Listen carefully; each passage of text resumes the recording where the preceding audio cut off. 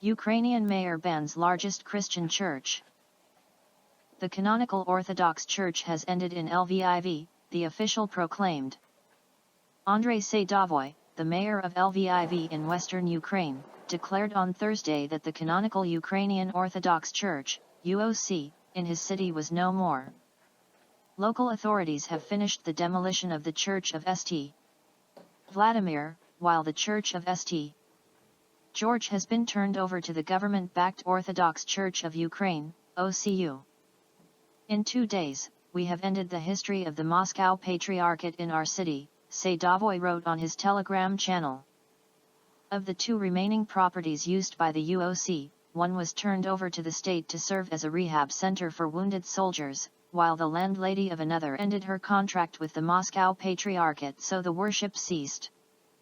Sadovoy used the term Moscow Patriarchate to refer to the canonical UOC, which remains in communion with the Russian Orthodox Church. The government in Kiev has accused the UOC of being pro-Russian and a potential threat to the security and spirituality of the country, even though the church had declared independence from Moscow and even condemned the Russian invasion. Instead, Kiev favors the OCU, established by the government in 2018 and recognized only by the pro-Western Patriarchate of Constantinople. The demolished wooden church of St. Vladimir had previously been vandalized by Ukrainian nationalists. In recent weeks, local authorities across western Ukraine have seized UOC churches and turned them over to the OCU.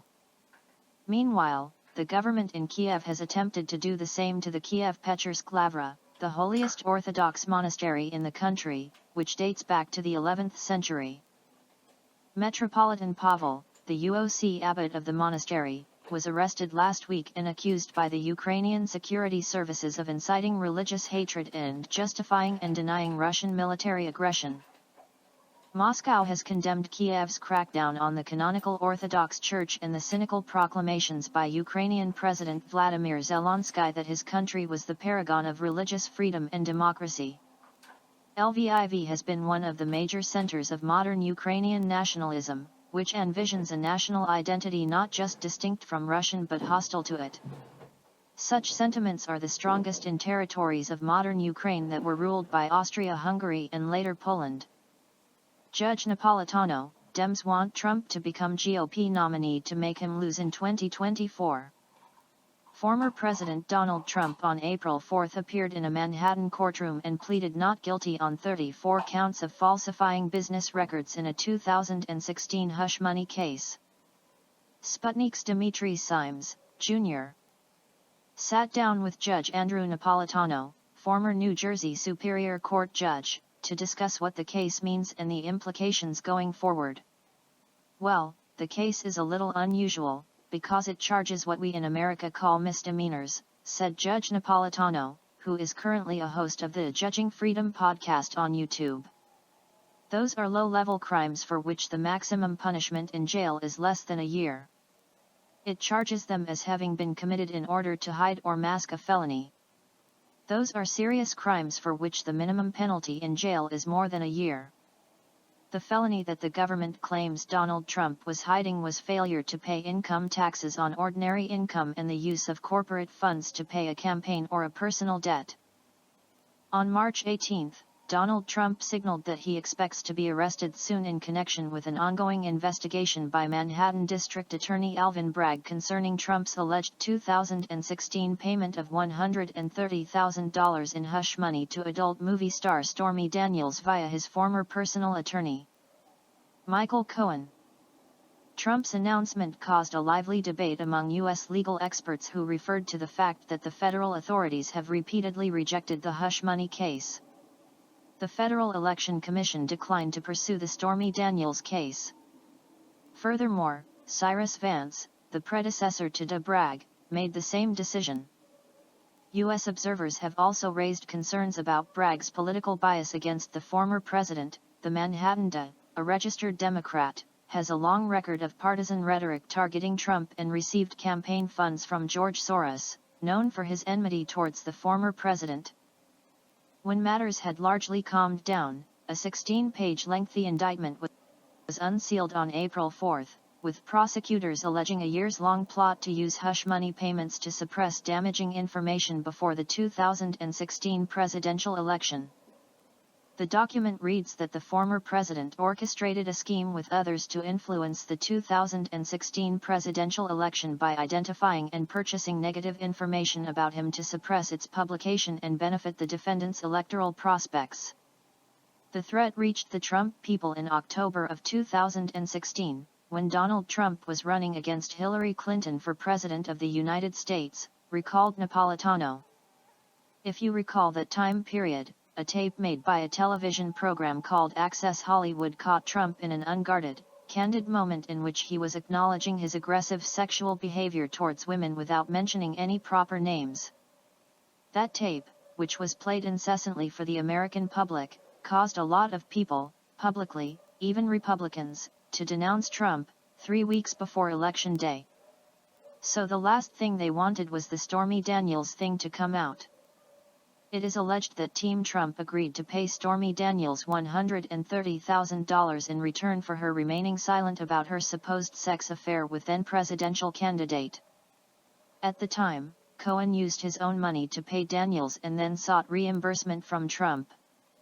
"It's not a crime to pay someone in America to remain silent," explained the judge. "It's unusual for the lawyer to pay the bail out of his own money. Very unusual, but not criminal. The crime came in when Trump reimbursed the lawyer out of corporation funds rather than out of personal funds. If Donald Trump had paid the lawyer back with his personal money, personal income on which he had paid income taxes, no harm, no crime. But because he paid him back with corporate funds and then recorded this in the corporate books as if it were a corporate expenditure, and then went through an elaborate deception using assumed names to pay him more than he was actually owed so that it would look like it was a legal bill, that was the crime. So keeping deceptive corporate books in order to mask a felony, 2 felonies, using corporate funds to pay a campaign debt in America is a felony." Napolitano has drawn attention to the fact that it was not just one deceptive record but 34 unique discrete documents recorded in the books because Michael Cohen was paid in little snippets over 13 months. Each of them is a misdemeanor. Hence, Trump now has 34 felony charges against him. Why Bragg's case against Trump is really strong. U.S. legal experts argued that Trump's hush money case is based on shaky legal and ethical ground. Some suggested that the case is flawed if it is based on a state charge effectively prosecuting the federal election violation. The others expressed concerns about what they call vagueness in the charging documents, complaining that it may amount to breach of Trump's constitutional right to due process. Moreover, under New York law, falsifying your business records is usually considered a misdemeanor unless there is evidence that the falsification was made to either commit a crime or hide a crime that was already committed. One might wonder whether Bragg has enough evidence to prove it. Nonetheless, Judge Napolitano deems that Bragg's case against the former president is a strong one. In most states in the Union, in America, and in the federal system, when the government brings a charge, it gives the defendant the evidence that it has, he said. New York does not do that. New York has a slow, tedious process whereby the defense lawyers extract the evidence from the government. So we haven't seen all the evidence. But we understand from a document that Alvin Bragg filed shortly after he filed the indictment, which is called a statement of facts. In that statement of facts, he articulated the evidence. So the evidence that they have are Trump Organization financial records. Donald Trump's personal checkbook. Trump Organization, that's the name of his holding company, checkbook. Michael Cohen personal financial records. Michael Cohen law firm records. They also have the documents that this porn star whose stage name is Stormy Daniels, that Stormy Daniels signed and that Michael Cohen signed on behalf of Donald Trump. When it comes to intent, Trump may say that he did it not because he was afraid of losing the presidential race, but because the alleged affair with Stormy Daniels could harm his marriage if it came out. However, even though this could potentially remove him from the campaign violation realm, it would put it into the tax avoidance realm, Napolitano continued, because then it's a personal obligation, Protecting my marriage, paid by a corporate check. In America, corporations, as you know, don't pay taxes on their ordinary reasonable expenses. So if you can claim that a personal debt was an ordinary, reasonable corporate expense and get away with it, you've saved yourself the income tax on that amount of money. So at Trump's tax rate, which in New York is 59%, he saved himself 59% of $130,000. Do the math, $75,000, not a large amount of money, but because it was done repeatedly, consistently, systematically, and deceptively, and because he's Donald Trump, the government is going after him, the judge emphasized. So the DA was listening to all of us who were criticizing him before he filed the indictment, saying you can't have in a state court an underlying felony that's a federal felony, when the federal authorities declined to prosecute. He heard that criticism and crafted the indictment so that there were two underlying felonies, one federal, that's the campaign violation, one state, which is the failure to pay state income taxes. So, he has avoided the obstacle which might have been fatal to the case of attempting to bring a federal crime into a state court, Napolitano said. However, the good news for Trump is that even if he's convicted of all these, he won't go to jail, according to the veteran legal expert. This is not something that you go to jail for, the judge remarked. The fines could be heavy even for a man of his wealth, but it's unlikely that he will go to jail because of no prior record. Still, the bad news is that the former president is facing further indictments that are far more serious and do mandate jail time should he be indicted and convicted on those. Show me the man and I'll find you the crime. There's no doubt that the hush money case and other emerging cases have been heavily politicized against Donald Trump, as per the judge. There are more crimes to be prosecuted than there are resources in the DA's office with which to prosecute them, Napolitano said. So they really have to engage in what we call prosecutorial discretion, decide which crimes really hurt society and need to be prosecuted and which we can dispose of in a non-prosecutorial way, which is a slap on the wrist. Not all prosecutors would have put this case in the area of criminality that requires prosecution. In fact, the U.S. legal system is capable of finding felonies with any person if there's a political incentive to go after someone, thus evoking a strong memory of a Soviet-era phrase attributed to Lavrent Beria, Joseph Stalin's chief of secret police, "Show me the man and I'll find you the crime." The view that America is a land of personal freedom is essentially a myth, the judge continued. A friend of mine who is a brilliant legal scholar named Harvey Silverglatt, wrote a book called 3 Felonies a Day in which he argues that he could find 3 felonies that any person in America, any adult person in America has committed. There are 5,500 federal crimes. The American Constitution only authorizes 2. But the Congress has written 5,500. There is no person in America familiar with, conversant with all 5,500. And the vast majority of them criminalize behavior, which is essentially harmless. But they are on the books and they're available as tools for the prosecutor. States are just as aggressive. The 50 states, we'll say 51 because the District of Columbia, though not a state has its own jurisdiction, have tens and tens of thousands of crimes for which they can pick whichever one they want, if they want to go after someone. Beria was speaking truthfully. Silverglatt is speaking truthfully. This is the dark side of the criminal justice system in America. Just as it was the dark side of the prosecutorial system in the old Soviet Union. But it's true. Do Democrats want Trump to become the GOP nominee? As per Napolitano, the Democrats are well aware of the conservative being irritated by what they call a partisan persecution against Trump, who announced his 2024 presidential bid last year. Apparently they also understand that it may give the former president additional political points and pave the way to his Republican nomination in 2024. The crux of the matter is that the Democrats want Trump to become the GOP nominee, Napolitano believes. The Democrats want Trump to be the Republican nominee because President Biden's stewardship of the federal government has been so poor, he said. The only way, this is what the Democrats believe. I'm not a Democrat, but I happen to agree with them. the only way President Biden can get re-elected is if he runs against Trump. And then the issues in the campaign will not be President Biden's stewardship of the government. It will be Trump's character, Trump's personality, and Trump's criminality. And on those issues with the full American electorate, not just the Republican Party, which is a minority party here, but the full American electorate, on those issues Trump will lose. The Democrats don't have much choice but to play those political games despite growing distrust from Trump supporters and many Americans for U.S. institutions, for Congress, for the Pentagon. You know, they have a president who will be 82 years old when running for re-election, who's candidly mentally challenged, Napolitano explained. Whose administration is foolishly and illegally bringing us into a war with Russia.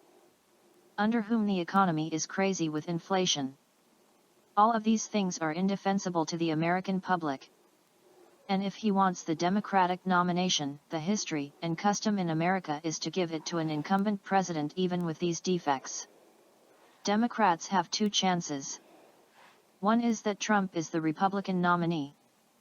The other is that Biden decides not to run for re-election, and then they nominate somebody who's not affiliated with Biden's administration and who doesn't have the burden of having to defend the indefensible. Advice to Donald Trump. When asked what legal advice he would have given to Trump if he was his lawyer, Napolitano said, "Talk about whatever you want, you're running for president. Talk about why you should be president. Keep your eyes and your words focused on the future, not on the past." The judge warned the former president against lambasting the people investigating him in the federal system. According to Napolitano, this is very, very bad practice to keep doing this, and all of this is going to come back to hurt him. Begin the process of extracting evidence from the government, file a lot of what we call motions to the judge, force the judge to make rulings, because the way you appeal a conviction is when the judge makes an erroneous ruling, Napolitano continued. So you want him to make many, many, many rulings so that a few of them will be erroneous and taken in the aggregate, that will deny the client a fair trial. You have to force the judge to make mistakes, so to speak. And, to cap it off, in an American courtroom it only matters what the jury hears and sees in the courtroom, the judge concluded. Lebanon to sustain stability, Israel on high alert. The Lebanese army will take appropriate and necessary measures to sustain stability and calm in southern Lebanon, said Lebanese caretaker Defense Minister Maurice Slim on Friday. The army was and will remain keen on maintaining the highest levels of cooperation with the United Nations Interim Force in Lebanon, UNIFIL, and sustaining stability and calm in the south, the minister said in a statement released by the national news agency. Adding that the army is ready to confront any aggression. Slim also said the recent escalation directly threatens security and stability in the south, stressing that Lebanon is committed to UN Security Council Resolution 1701. Also on Friday, Lebanese Foreign Affairs Minister Abdullah Abu Habib said Lebanon will submit an official complaint to the UN Security Council as Israel's attacks in southern Lebanon constitute a flagrant violation of Lebanon's sovereignty and UN Security Council Resolution 1701. Israel on Friday intensified airstrikes on military posts in the Gaza Strip in Lebanon, in response to rockets fired from the areas at several parts in Israel. 2 Israeli women were killed in a shooting in the occupied West Bank on Friday, and Israel reinforced troops near its borders after cross-frontier violence and police raids at Jerusalem's Al-Aqsa Mosque raised concerns of a broadening conflict. Though major salvos of rockets were fired at northern and southern Israel over the past day and Israel's military replied with strikes in Lebanon and Gaza, no serious injuries were reported and neither side seemed keen to broaden the conflict. Nobody wants an escalation right now, an Israeli army spokesman told reporters. Quiet will be answered with quiet, at this stage I think, at least in the coming hours. Much hinged on Friday prayers at Al-Aqsa in Jerusalem's walled Old City, which draws large crowds and has been a flashpoint during the Islamic holy month of Ramadan. Blinken predicts start of Ukrainian counteroffensive. The U.S. Secretary of State has suggested Kiev could attempt to retake former territories in the next few weeks. U.S. Secretary of State Antony Blinken has suggested that Ukraine will likely launch a long-anticipated counteroffensive in the next few weeks. Speaking to the Funk Media Group on Friday, the diplomat claimed that any decision to start the operation, which could include attempts to retake Crimea, must ultimately be made by Kiev. Crimea rejoined Russia in 2014, when residents overwhelmingly voted in favor of the move in a referendum held shortly after the Maidan coup in Kiev. Blinken stated in the interview that there are two goals for Ukraine's many friends and partners in the current conflict with Russia. The first aim is helping Kiev win back territories, which means assisting in a counteroffensive, the diplomat argued. The second goal, according to the Secretary of State, is supporting Ukraine in building up its medium and long-term capacities to deter Russia and to allow Kiev to defend itself from any future attack. In response, Kremlin spokesperson Dmitry Peskov told journalists on Friday that the Russian military will take Blinken's comments into account when planning its own moves in the conflict. Ukrainian Foreign Minister Dmitry Kuleba pointed out last week that Kiev is concerned that the planned advance would not result in Russia being 100% pushed out of the territories that Ukraine intends to reclaim. He urged Kiev's Western backers not to treat the counteroffensive as a make-or-break moment, and called on them to maintain their support regardless of its outcome. Earlier this week, Ukrainian Defense Minister Alexei Reznikov stated that beginning from April or May, Kiev's forces will use newly supplied Western hardware, including German Leopard tanks, to attack Russian-held areas. Former Russian President Dmitry Medvedev has insisted that Ukrainian talk of a large-scale spring offensive that would also target Crimea is merely propaganda. However, Medvedev did warn that if the peninsula came under attack, Russia would be justified in using all means of protection, including nuclear weapons. Saudi Arabia to end Yemen war, media. Hopes abound for a deal on a permanent ceasefire with Houthi leaders by the end of April. A delegation representing Saudi Arabia and Oman is due to meet with the Houthi leadership in Sana'a next week to sign a permanent ceasefire ending the 8-year war in Yemen, several outlets have reported, citing officials familiar with the talks. Sources told Reuters that an agreement could be announced by April 20, the eve of the Muslim holiday of Eid al-Fitr, which marks the end of Ramadan. UN Special Envoy for Yemen Hans Grunberg was in Muscat earlier this week, where he met with senior Omani and Houthi officials to discuss the peace process. On Thursday, the Saudi-led coalition lifted its naval blockade of Yemen, allowing most ships to dock directly in Aden and other southern ports without stopping in Jeddah for security checks. The blockade was imposed in 2015, when a Saudi-led coalition invaded Yemen on behalf of the government the Houthis had deposed. Meanwhile, the Lebanon-based outlet Al Mayadeen reported that Riyadh had summoned leaders of the Saudi-backed Yemeni government on Friday, to brief them on the talks with the Houthis. Saudi Defense Minister Khalid bin Salman presented the solution for a way out of the war on Yemen, the outlet's sources said.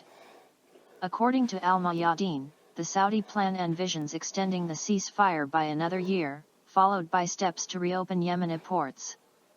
Riyadh is then expected to officially announce the end of the war and its intervention in Yemen.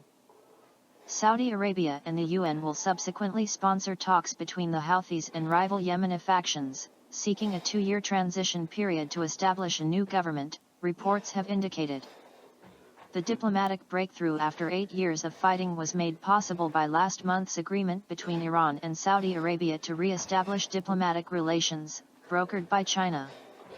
According to UN estimates, the conflict in Yemen has claimed at least 377,000 lives, of which 150,000 were due to violence and the rest from starvation and disease. Another 4 million people have been displaced.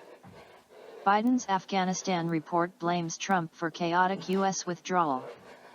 President Joe Biden's administration on Thursday released a summary of classified reports that mostly blamed the chaotic August 2021 U.S. pullout from Afghanistan on his predecessor, Donald Trump, for failing to plan for the withdrawal he had agreed on with the Taliban.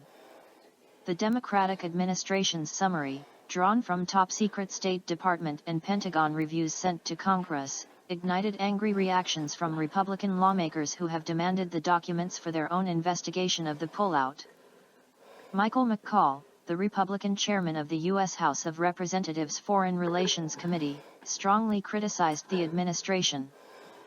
Biden ordered the pullout and was responsible for the massive failures in planning and execution, McCaul said in a statement. McCaul, who is overseeing the Republican probe, charged that his multiple threats to subpoena the State Department and Pentagon reviews, which were completed last year, finally compelled the administration to send them to Congress. President Biden's choices for how to execute a withdrawal from Afghanistan were severely constrained by conditions created by his predecessor, said the summary of the reviews. The outgoing administration provided no plans for how to conduct the final withdrawal or to evacuate Americans or Afghan allies. The document acknowledged that the administration learned lessons from the withdrawal, and now errs on the side of aggressive communication about risks in a destabilized security environment. The Trump administration also gutted refugee support services and virtually halted the processing of special immigration visas for thousands of Afghans seeking evacuation because they worked for the U.S. government, leaving a massive backlog, the summary said. Transitions matter. That's the first lesson learned here. And the incoming administration wasn't afforded much of one, National Security Council spokesman John Kirby told a White House briefing. The 12-page summary placed some responsibility for the chaos of the pullout and evacuation operation on flawed U.S. intelligence and military assessments that failed to foresee the speed of the Taliban takeover and predicted that Afghan security forces would hold Kabul. As late as May 2021, the assessment was still that Kabul would probably not come under serious pressure until late 2021 after U.S. troops departed, the summary said. Pressed on whether Biden bore any responsibility for the Kabul airport disorder, Kirby replied, just by dint as the commander-in-chief, he assumed responsibility for the orders he gave. Police warn of terror attacks ahead of Biden visit, media. Northern Irish authorities have reportedly cautioned that dissident groups could spark disorder. The Police Service of Northern Ireland, PSNI, has warned of potential terror attacks and public disorder over the Easter weekend, according to reports on Friday. The news comes just days before U.S. President Joe Biden is due to visit the region with UK Prime Minister Rishi Sunak. PSNI Chief Constable Simon Byrne was cited as saying at a meeting on Thursday that officers would be moved to frontline duties for extended shifts to counter any potential threats. He noted that he was being forced to employ policing strategies that hadn't been used for years, which reflected the exceptional circumstances ahead of this weekend. According to The Telegraph, Byrne stated that attacks are highly likely right across Northern Ireland and could target police officers and their families, as well as prison officers and military personnel. The authorities believe that dissident terrorists could resort to gun and bomb attacks, he is said to have warned. Assistant Chief Constable Bobby Singleton stated that the PSNI has very strong community intelligence that attacks are being planned in Derry/Londonderry near the UK-Irish border on Easter Monday. That date will mark the 25th anniversary of the Good Friday Agreement. The treaty, signed on April 10, 1998, ended a nearly 30-year conflict between nationalists who wanted Northern Ireland to join the Republic of Ireland and Unionists who wished to remain in the UK. The country has since witnessed only sporadic attacks on security forces, carried out by splinter groups of the Irish Republican Army, IRA, that opposed the accord. Last month, UK intelligence agency MI5 raised the terror threat level in Northern Ireland from substantial to severe, suggesting an attack is highly likely. The move followed an attack in February on Detective Chief Inspector John Caldwell, who was shot multiple times by two gunmen suspected of being part of the New Irish Republican Army, New IRA, a dissident Republican splinter group. The Unionist DUP and Nationalist Sinn Féin parties both condemned the shooting. U.S. resumes construction of Biolabs in Ukraine, Russian MOD says. The Russian Ministry of Defense has revealed who is behind the US military biological activities. The U.S. has resumed the program for the construction of biological laboratories in Ukraine and is expanding the format to train Ukrainian biologists, Igor Kirillov, head of the Radiation, Chemical and Biological Defense Troops of the Russian Armed Forces, said on Friday. Despite the forced pause pertaining to the Russian special military operation in Ukraine, the U.S. activities under the program have now been resumed. The main tasks at this stage are to continue the construction of biological laboratories in Ukraine, as well as expand the format for training Ukrainian biologists, Kirillov told reporters.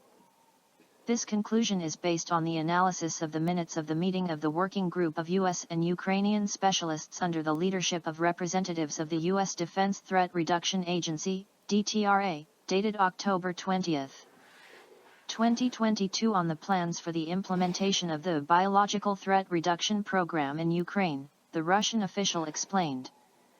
Springboard for NATO troop deployment.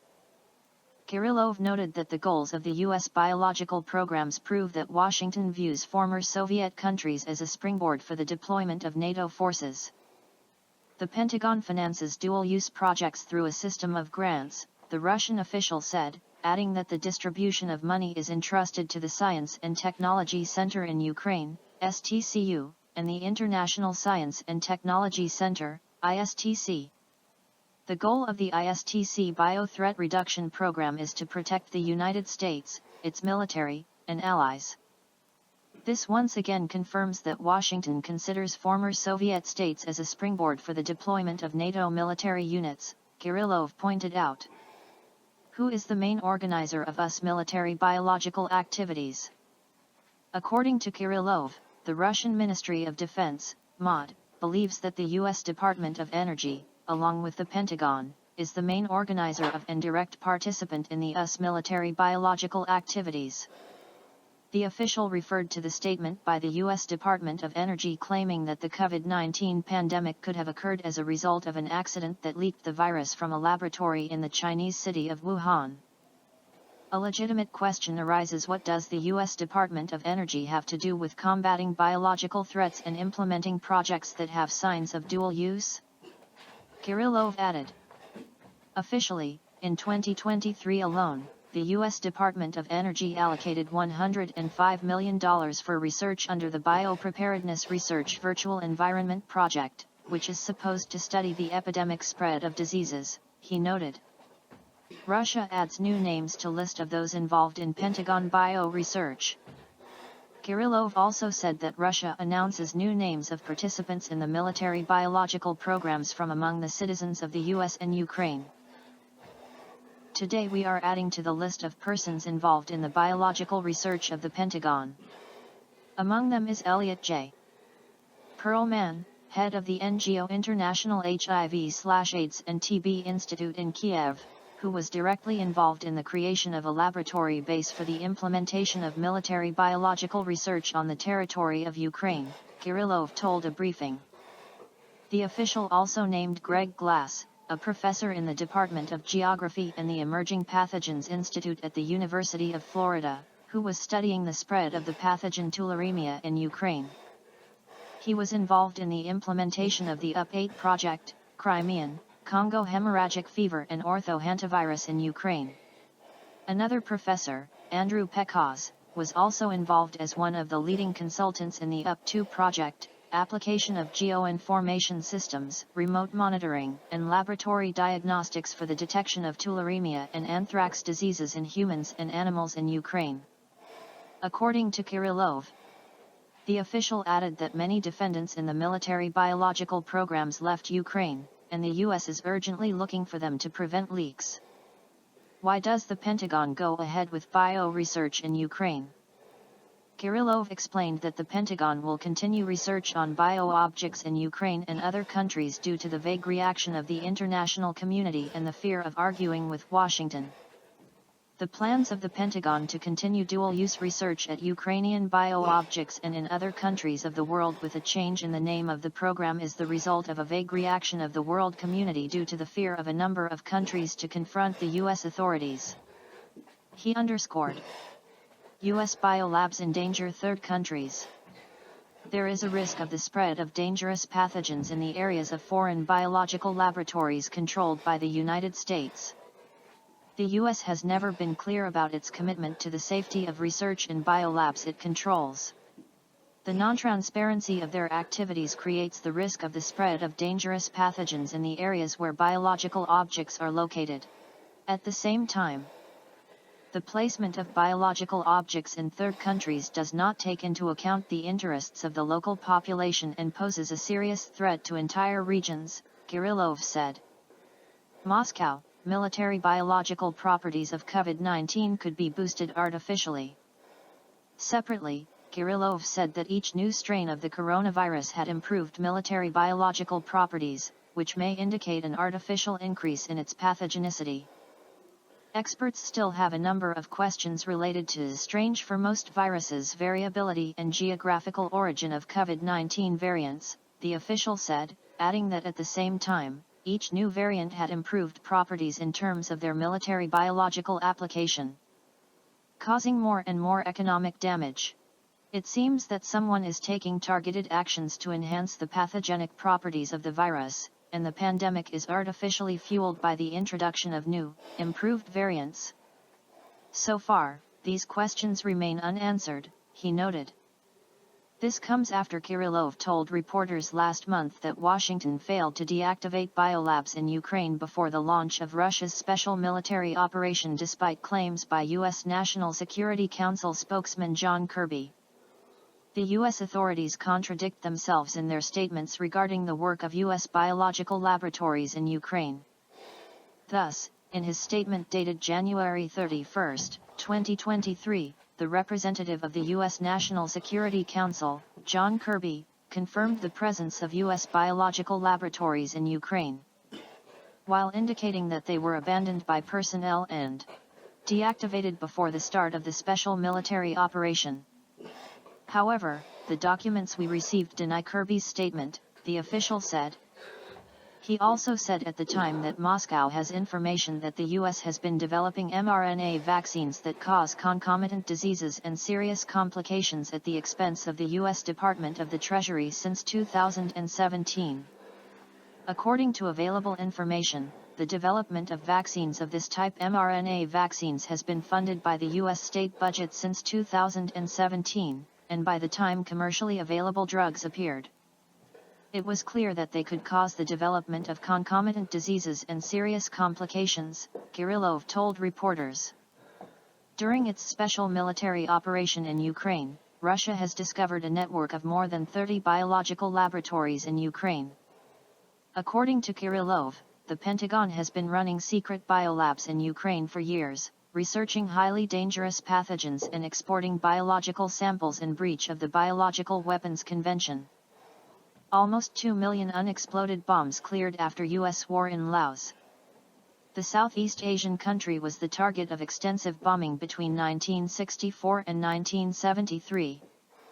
More than 1.8 million unexploded bombs were cleared in Laos between 1996 and February 2023. The Southeast Asian country's Ministry of Labor and Social Welfare revealed this week. A total of 1,808,254 unexploded ordnances, UXOs, were removed from an area covering 80,000 hectares, making the land safe for farming and other forms of agricultural development, according to Minister Padiyamphone Sunthani. The figures were announced at a press conference in the country's capital Vientiane on Tuesday on the 18th Annual International Day for UXO/Mine Awareness. Laos is, per capita, the most heavily bombed country in the world.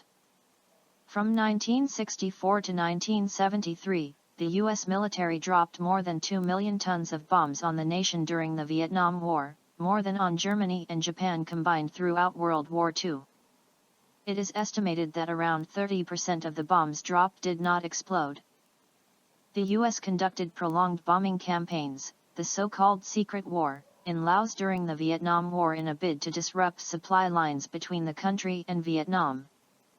The scale of the attacks, which were conducted in secrecy by the CIA, were revealed during a 1971 congressional hearing, as well as by U.S. media investigations. Of the 1.8 million UXOs removed and safely detonated during the period, 1,056,393 were cluster bombs. Another 4,336 were characterized as large bombs, and 2,456 were landmines. Some 745,069 of other types of munitions were included in the statistics reported by China's Xinhua news agency, which cited Laotian media reports from last Wednesday.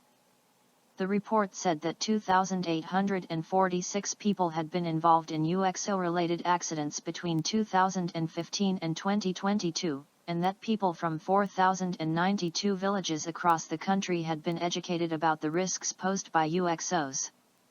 It added that the munitions continue to pose a grave threat to civilians and remain a barrier to increased agricultural production. Rice is a key agricultural product in Laos, with over 60% of arable land used for its cultivation. It is estimated that around 80 million unexploded live bomblets remain obscured in Laos, a product of the 270 million cluster bombs previously dropped on the country by U.S. forces. Russian ambassador to Denmark says object found at Nord Stream part of explosive device. Experts in Moscow believe that the object that was retrieved near the attacked Nord Stream pipelines was part of an explosive device, Russian ambassador to Denmark Vladimir Barbin said on Friday. Earlier in March, the Danish energy agency, DEA, said that it completed the retrieval of an object found near the Nord Stream pipelines. That object was an empty maritime smoke buoy that posed no danger risks. The continued secrecy of the ongoing investigation by Denmark, Germany, and Sweden, as well as the refusal to cooperate with Russia, undermine its credibility, Barbin told the American news outlet, adding that experts in Moscow believe that the retrieved object was part of an explosive device. The Nord Stream and Nord Stream 2 gas pipelines, built to deliver gas under the Baltic Sea from Russia to Germany, were hit by explosions last September. Nord Stream's operator, Nord Stream AG, said that the damage was unprecedented and it was impossible to estimate the time repairs might take. Russia considers the explosions of the two pipelines an act of international terrorism. U.S. journalist and Pulitzer Prize winner Seymour Hersh alleged that the explosions were organized by the United States with the support of Norway. Following Hersh's report, Moscow reiterated its calls for an impartial and thorough investigation. The U.S. has denied its involvement in the incident. U.S. lawmakers expelled over gun control protest. The Republican-controlled Tennessee House of Representatives has ousted 2 Democrats after they staged a demonstration. The Tennessee House of Representatives voted on Thursday to expel 2 Democratic lawmakers, after they were accused of breaching rules of conduct by holding a gun control protest on the floor of the chamber. President Joe Biden was quick to criticize the move by the Republican-led legislature, describing it as undemocratic. Last week, Representatives Justin Jones and Justin Pearson disrupted House proceedings by leading chants from the floor with a bullhorn, claiming that Republicans had failed to address the issue of gun control in the wake of a mass shooting at the Covenant School in Nashville late last month. Jones was expelled by a vote of 72 to 25, while 69 lawmakers backed the removal of Pearson, who had only assumed office on March 27. Fellow Democrat Gloria Johnson narrowly escaped the same fate as the resolution to oust her failed by a single vote. Only a handful of such cases have taken place since the end of the American Civil War. According to the Tennessean newspaper, protesters supporting the expelled lawmakers chanted "Shame on you" and "fascists" from the House gallery after the votes were counted. At least 20 people reportedly staged a demonstration described as a die-in outside the chamber doors. Pearson branded the expulsion decision the erosion of democracy in the state legislature, vowing that "we will never quit." The 2 ousted lawmakers, who are both black, also pointed out that their white colleague had been spared, alleging a racial dynamic was at play. Republican leaders denied those claims. Johnson, who also took part in the protest, insists she did not use the bullhorn. All 3 Democrats also encouraged children, parents, and others who had supported them at the legislature to chant gun control slogans as well. The incident resulted in resolutions of expulsion being filed against the lawmakers for knowingly and intentionally bringing disorder and dishonor to the legislature. While the ousted officials admitted to breaching the code of conduct, many fellow Democrats argued their expulsion was unjustified. President Biden's statement described the removal of the two lawmakers as shocking, undemocratic, and without precedent. He accused the Republicans of failing to meaningfully discuss the issue of gun violence, and claimed they were instead focusing on going after their Democratic colleagues. Being an ally of the U.S. is not enough in today's world, says Mohammad Marandi. As the foreign ministers of Iran and Saudi Arabia continue talks in Beijing for the first formal gathering of their top diplomats in more than 7 years, Mohammad Marandi, an Iranian-American academic and political analyst, tells CGTN Europe that it is yet another indication that being an ally with the U.S. is not a guarantee of stability and protection. After years of hostility that fueled conflicts across the Middle East, Iran and Saudi Arabia agreed to end their diplomatic rift and reopen diplomatic missions in a significant deal facilitated by China last month. CGTN Europe spoke to Marandi to unpack the significance and the host of reasons behind the development. It is a symbol of the U.S. decline in the region, says Marandi. Until now, the U.S. has been trying to prevent different countries in the region from engaging with one another, and thus preventing regional integration, which is not in the interests of the U.S. Saudi Arabia and Iran, the Gulf's dominant Sunni Muslim and Shiite Muslim powers respectively, said in a joint statement they would launch arrangements to reopen embassies and consulates within the 2-month period stipulated in the deal. Decline of the U.S. presence. We are seeing that Iran and Saudi Arabia are moving towards rapprochement. We see the Saudis are now doing the same with Syria. Hopefully there will be some positive news from the negotiations between the Syrians and the Turks, Iran, and Russia in Moscow, added Marandi. So there is a general move towards greater understanding, decreasing tensions, and that has very much to do with the decline of the U.S. presence. In March, China helped broker the surprise deal in a display of Beijing's growing influence in the Middle East. China's role in the breakthrough shook up the dynamics in a conflict-ridden region where the U.S. has for decades been the main mediator. When the U.S. withdrew from Afghanistan and effectively dumped its own allies, that sent a signal to U.S. allies across the region, if not across the world, explains Marandi. And in fact, as the Iran-Saudi negotiations were taking place in Beijing a few weeks ago, the US and the EU were putting a lot of pressure on the government in Georgia, which is friendly to the West. Simply because the government in Georgia wanted to have control over the amount of money coming in from abroad. So the US and the EU attacked a country that's friendly to them. And I think that also sent a message to countries across the region that being friendly to the US or being an ally of the US is simply not enough in today's world. He says it should come as no surprise that Saudi Arabia, the United Arab Emirates and other countries are now looking for new partners to lessen their dependence on the United States and the EU.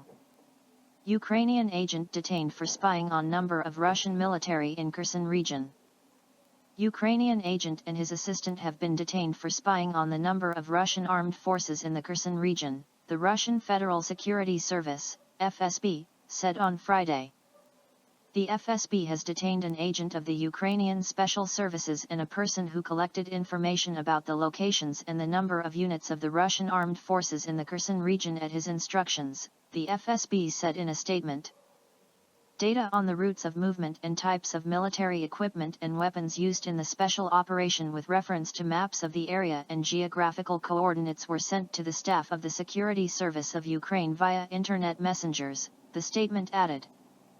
Kiev used the obtained information to transfer it to representatives of the paramilitary formations of Ukraine in order to correct artillery and missile and bomb attacks on the positions of the Russian forces.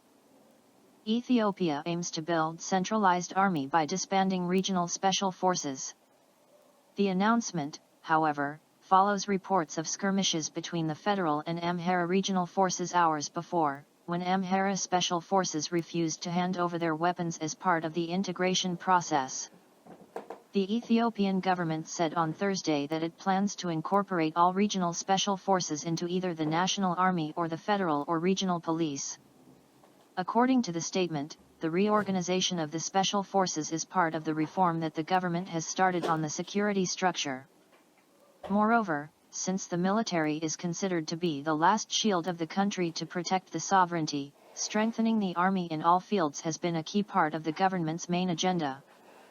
The government has set a direction to build one strong and centralized army. It has started practical steps that will allow special forces of every region to be integrated into different security structures, the statement said. The members of the special forces can join the defense army and the police force in the states according to their choice, and they will work to rehabilitate the former militia fighters if they want to return to normal life or civilian life. The Ethiopian government specifically pointed out that the process of reorganizing special forces is not disarmament but reorganization, adding that the regional special forces soldiers should not accept distorted information nor get confused. Ethiopia is divided into 10 regions, each of which has some degree of autonomy, from having its own regional army to having the freedom to speak its own language. Further in the statement, the government acknowledged there were problems in Amhara but it attributed them to a misinterpretation of the policy and to fringe elements within the regional force. According to the statement, the complete disarmament of the peace agreement with the Tigray People's Liberation Front is being carried out in the presence of international observers.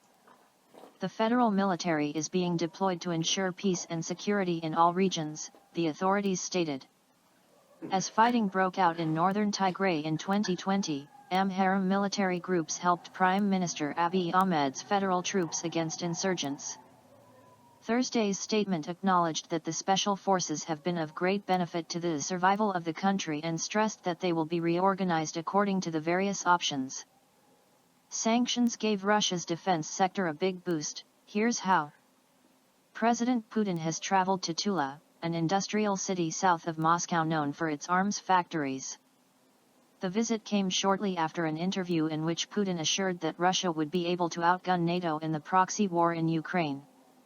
What state is Russia's military-industrial complex in today?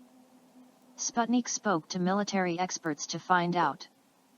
Speaking with workers from the Tulach-Hildormash railway engineering plant on Tuesday, Russia's president highlighted the absolutely key priority of ensuring Russia's technological sovereignty, and striving for 100% localization in the production of goods of critical importance.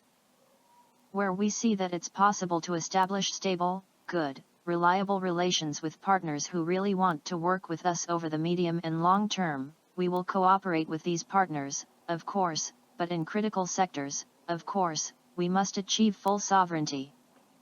And in order to achieve this, we will work in several areas. We are already doing this, actually, Putin said. Import substitution, military style.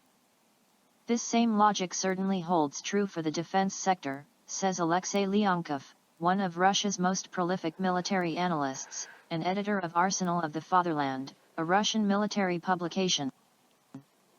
Our military-industrial complex, MIC, began a modernization and import substitution program in 2014. The majority of enterprises received targeted financing to renew their scientific, component and hardware parks, the Observer explained. Enterprises received new machine tools, new equipment necessary for the manufacture and arming of military equipment. And many enterprises have managed to complete most of this program. Russia's defense sector today accounts for between 2.5 and 3 million workers, or about 20% of all manufacturing jobs in the country. Defense factories specializing in nuclear weapons and rocketry, aviation, armored vehicles, ships, and engine building are sprinkled across the country, from Europe and the Urals to Siberia and the Far East. Major defense holding companies and enterprises include Rostec, Oberonprom, Motorstroitel, Uralvagonzavod, the Ijevsk Machine Building Plant, United Aircraft Corporation, Almazanti, Tactical Missiles Corporation and others. Before the escalation of the Ukrainian crisis into a full-blown Russia-NATO proxy war last year, the defense sector constituted a big chunk of Russia's non-resource exports, bringing in close to $15 billion in revenue in 2021. This figure fell to about $8 billion in 2022 as the sector retooled and redirected production for the Russian military's needs in Ukraine. In the framework of the special military operation, we're talking about weapons and ammunition that are needed in a modern conflict, given that the theater of operations has been saturated with Western armaments. From the first months, the directions in which it was necessary to expand the production of weapons, ammunition became clear, and of course, this was also a question of technology, because military technology is always at the forefront of technological progress generally. Veteran military observer Alexander Mikhailov, chief of the Military and Political Analysis Bureau, a Moscow-based think tank, told the media. Successes at a pace many did not expect. While he declined to delve into specific figures, Mikhailov assured that the Russian mix production of weaponry has increased multiple times over the past year, while output of ammunition had jumped by dozens of times in some cases. President Putin offered hints on the mix output in a television interview in late March, saying that over the period that the US and its allies expect to send 420 to 440 main battle tanks to Ukraine, Russia will produce or modernize over 1,600, giving it more than a 3-to-1 advantage. Russian production, the military-industrial complex, is developing at a very fast pace, at a pace many did not expect, Putin said. The arms now being produced by Russia's might fully meet the challenges of the moment, and in many areas such as military aviation, air, and missile defense systems, Russia's arms industry is ahead of foreign partners and adversaries alike, Mikhailov said. Room for improvement. Of course there is always room for improvement, the observer admitted, citing areas like unmanned aerial vehicles, communications systems, and other military technical innovations that the enemy is now actively using. But Russia is rapidly increasing its competency in these areas, Mikhailov said. Leonkov echoed these sentiments, saying the MiC has run into and had to solve a variety of logistical problems and headaches, both since 2014 and after February 2022. While some sectors have succeeded in replacing imports by 80%, others have done so by only 70% or even less. But our factories are working, and the special military operation has served as an added impetus, because over its course various types of weapons and military equipment are being used, they need to be produced and the forces engaged in fighting need to be re-equipped. Obviously. Western countries, knowing about our use of some imported components, hit precisely at these weak points. Take for instance the aircraft industry and composite wings. We are now developing our own technologies, which will not only completely replace Western ones, but make it so ours are even better than those from abroad. This is a tough job. It's still in progress. But I think the result will be achieved. And, if the West suddenly lifted sanctions and said let's be friends, let's trade again, we will have no reason to do so, Leonkov added. Thanks, sanctions. Leonkov believes that the West's efforts to sanction Russia into submission, more than any other factor, will help assure import substitution and real independence in strategic sectors. I think some industry figures and officials thought that the West would come to its senses, that at any moment it would be possible to re-establish old ties. But the dynamics of international relations today show that this is unlikely. The West has clearly set a course for confrontation with Russia in all areas. All technologies related to metalwork, printed circuit boards, computing power, machines, equipment, and so on, in these areas we were oriented on Western production. That is, we just bought the components and made something out of them. Now, we have made a turn to the East. And we're not just buying something from China, but will be creating production lines that will allow us to replace all of this 100%. Today, the military observer said, direct purchases of components from the West are already virtually nil. Now, the West, enacting its latest package of sanctions, will do even more to ensure that we cannot bypass them, make parallel imports to receive the components we need. But we have something to answer with. Good economic links have begun to form in our country, trade with China has expanded. We can buy some things, but it's better to be completely independent and produce everything in-house. And we are moving in this direction by leaps and bounds, with the main issue in the defense sector now being the expansion of production. Russia is unlikely to experience a return to normal relations with the West for at least the next 10 to 20 years, and the country's leadership realizes this, Leonkov said. Therefore, Russia must learn to rely only on itself, he said, because the experience of Ukraine shows that when a country is completely dependent on deliveries from abroad, it will always be in a vulnerable position which inexorably leads to defeat. Wonderful phrase.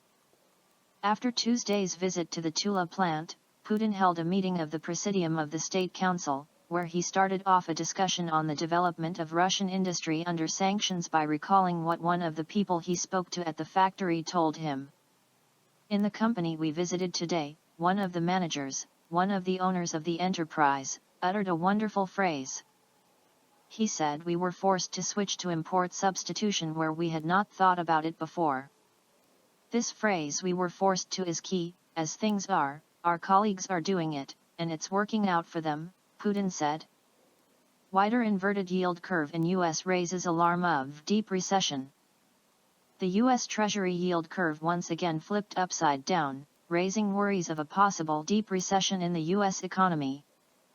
The spread between 10-year and 3-month Treasury constant maturities stood at -1.61% on April 6, data released by the U.S. Federal Reserve Bank of St. Louis showed on Thursday. The U.S. Federal Reserve's, Fed, hawkish movement pushed the U.S. Treasury yield curve to its deepest inversion since 1982. A yield is the return on investment, and the rate for a longer-term bond usually offers a higher yield rate than a shorter-term bond. This is because investors take more risks by holding bonds for a longer period of time. However, a yield curve becomes inverted when short-term bonds offer a higher yield than long-term bonds. When short-term Treasury yields exceed long-term yields, it indicates that investors expect the near-term risk to be much higher, so they demand higher compensation. In other words, they think the economy will get worse in the short term. Campbell Harvey, a Duke University professor, showed that the yield curve inverted before each of the 7 U.S. recessions since the 1960s, including the 2008 global financial crisis. The deeply inverted gauge is pointing to a large slowdown in U.S. economic growth, and the model is predicting a deep recession, Harvey told MarketWatch. I have no idea how many more banks the Fed has put at risk, but I certainly hope they policy makers do, Harvey added. It's not unusual to get a yield curve inversion, but it is unusual to get one of this magnitude. We haven't seen one like this in quite a while, Brian Jacobson, senior investment strategist at Allspring Global Investments, told Reuters. However, not only economists are worried about America's future economic prospects, many ordinary Americans are also highly concerned about the economy. At least 60% of Americans surveyed were very concerned about the U.S. economy, according to Gallup, an American analytics and advisory company, on Thursday. Gallup noted that Americans are worried the U.S. economy could face high inflation, high interest rates, a depressed stock market, and a possible recession. Additionally, the majority of respondents also expressed concerns about crime and violence in the U.S., the health care system, and federal budget deficits. Trade sea route between Russia, Venezuela to be launched soon, Commerce Chamber head says. Trade shipping route between Russia and Venezuela will start operating soon. The options for 3 Russian ports have been studied, Sevastopol, St. Petersburg, and Novorossiysk, head of the Russian-Venezuelan Chamber of Commerce Roman Frolenko told Sputnik on Friday. We want to launch the corridor in the nearest future. On March 15 we had a video conference with all the village councils of Latin America. They are not bureaucrats and they want to work and cooperate. They have already given plans of what they need. The Russian Agricultural Bank has already joined this project, Frolenko said. Frolenko listed 3 options of the routes from Russia as Sevastopol, St. Petersburg, and Novorossiysk. The route is very good. If it's Sevastopol, we take 21 days, if St. Petersburg, nearly 19 days. For all types of goods this route is very favorable, Frolenko added. The transport corridor will go to Puerto Cabello in Venezuela, Frolenko stated. In Venezuela it is Puerto Cabello, a very big and interesting port, because it has a grain terminal with capacity of 250,000 tons and capacity for expansion. We already have a project to extend this terminal. There is also a terminal for liquid and dry fertilizer storage. And there is a platform to put agricultural machinery. We were provided with a terminal for sunflower oil storage. Establishing this corridor has been underway for a long time already, Frolenko said. Late last year, Venezuelan Foreign Minister Carlos Faria told Sputnik that trade between the countries had been complicated due to the sanctions imposed by Western countries, but had not become impossible. The parties are already finding ways to continue cooperation, he added. NASA launches TEMPO mission over equator to monitor global air pollutants. NASA has launched its tropospheric emissions, monitoring of pollution, TEMPO, satellite mission into geosynchronous orbit 22,000 miles above the equator to monitor levels and flows of pollutants including ozone across North America, the U.S. Space Agency said on Friday. A NASA instrument to provide unprecedented resolution of monitoring major air pollutants, down to 4 square miles, lifted off on its way to geostationary orbit at 12:30 a.m. EDT 4:30 GMT Friday, the agency said in a press release. The TEMPO instrument will improve life on Earth by revolutionizing the way scientists observe air quality from space. The TEMPO mission was launched from Cape Canaveral Space Force Station in Florida on a SpaceX Falcon 9 booster, and it successfully separated from the rocket approximately 32 minutes after launch, NASA said. The satellite should become operational in late May or early June, the agency said. From a fixed geostationary orbit above the equator, TEMPO will be the first space-based instrument to measure air quality over North America hourly during the daytime and at spatial regions of several square miles, far better than existing limits of about 100 square miles in the United States. The release said. TEMPO data will play an important role in the scientific analysis of pollution, including studies of rush hour pollution, the potential for improved air quality alerts, the effects of lightning on ozone, the movement of pollution from forest fires and volcanoes, and the effects of fertilizer application, NASA said. Chinese company successfully conducts vertical landing tests of launch vehicle at sea. A Beijing-based rocket company owned by the Chinese Academy of Sciences, CA Space, said it conducted successful vertical landing tests of a launch vehicle at sea in Hyang, a county-level city in Yantai City, East China's Shandong province.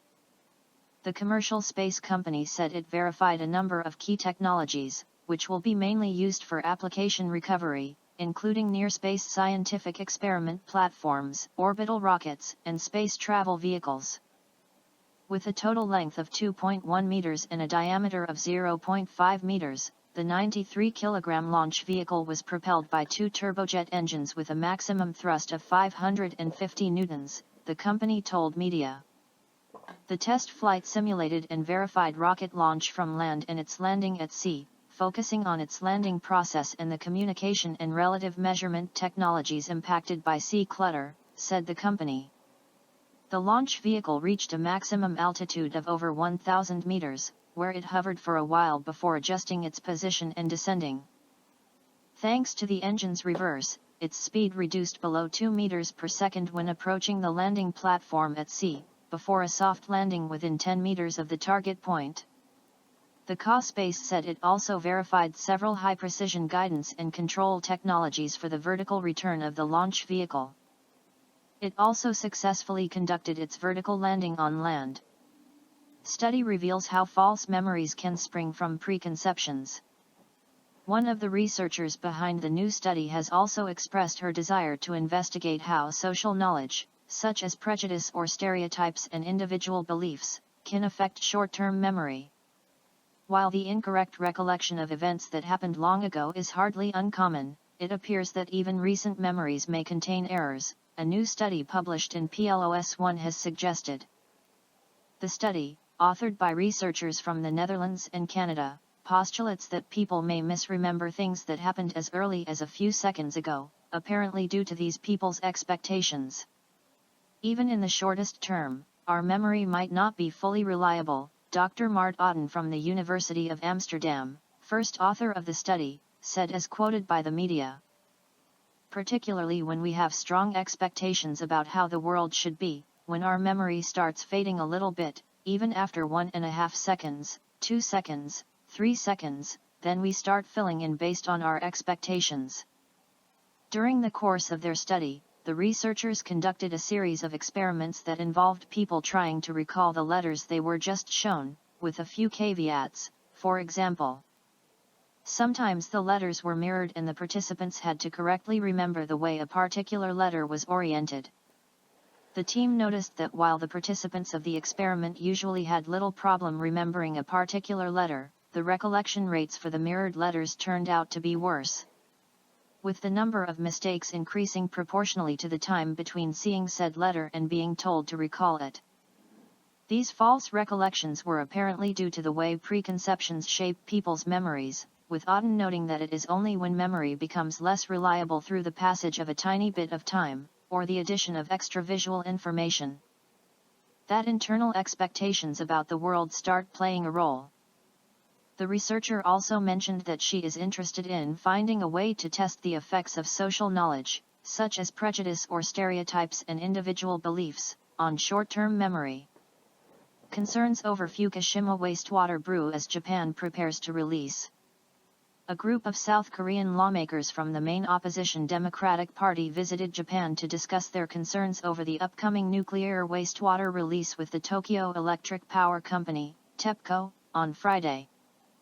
The South Korean opposition lawmakers met with some Japanese nuclear safety experts on the issue after their arrival.